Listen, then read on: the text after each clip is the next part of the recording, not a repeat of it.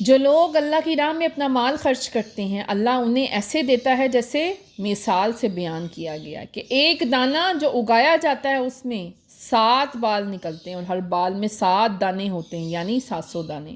اللہ تعالیٰ اتنا دگنا اس کے مال میں برکت عطا فرماتا ہے۔ بے شک اللہ وسعت اور علم والا ہے۔ اور جو اپنا مال اللہ کی راہ میں خرچ کرتے ہیں، نہ دینے کے بعد احسان نہ جتلائیں، نہ کسی کو تکلیف پہنچائے یا کسی کو ایذا پہنچائے، ان کا بدلہ ان کے رب کے پاس ہے۔ انہیں نہ کوئی خوف ہوگا اور نہ یہ لوگ کبھی پریشان ہوں گے۔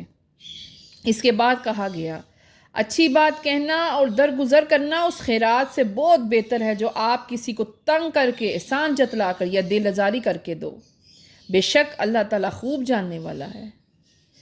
آگے ایمان والوں کو کہا گیا اے ایمان والوں اپنے صدقے ضائع نہ کرو۔ جو لوگ کسی کو تکلیف پہنچائیں انہوں نے دکھلاوے کا صدقہ دیا، سب دکھلاوا کیا۔ ان کی مثال کیا ہے؟ ایک چٹان جس پر مٹی پڑی ہو، زور سے بارش ہے، چٹان صاف ہو جائے، یعنی یہ لوگ اس کمائی سے کسی چیز پر قابو نہ پا سکیں گے، کیونکہ اللہ کافروں کو راہ ہدایت نہیں دیتا۔ جو لوگ اپنا مال اللہ کی رضا اور اپنے دل کی تسکین حاصل کرنے کے لیے خرچ کرتے ہیں نا، ان کی مثال ایسے ہے جیسے ٹیلے پر زور سے پانی پڑا ہو تو اس کو دگنا پھل آ جائے، اگر پانی نہ پڑے تو وہ جیسے پھل دے رہا ہے ویسے ہی دے جائے۔ بے شک اللہ سب کچھ دیکھ رہا ہے۔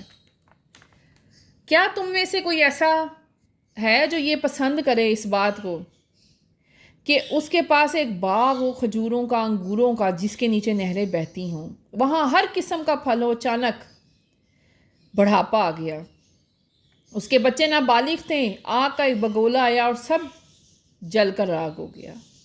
ایسے ہی اللہ تعالیٰ اپنی آیتیں بیان کرتا ہے تاکہ تم دھیان سے سنو، یعنی اس باغ کے مالک کا کیا نا امیدی میں حال ہوگا، اس کا کیا نا امیدی میں حال ہوگا۔ ایک باغ تھا جس پر اس کا گزر بسر ہوتا تھا، کیسے اس نے خیرات اور صدقات کا باغ لگایا ہوگا نا، کیسے صدقات اور خیرات لوگوں کو دیے ہوں گے، جو ایک آگ کے بگولے نے اس کا باغ جلا ڈالا۔ یہ سب نشانیاں ہیں ہمارے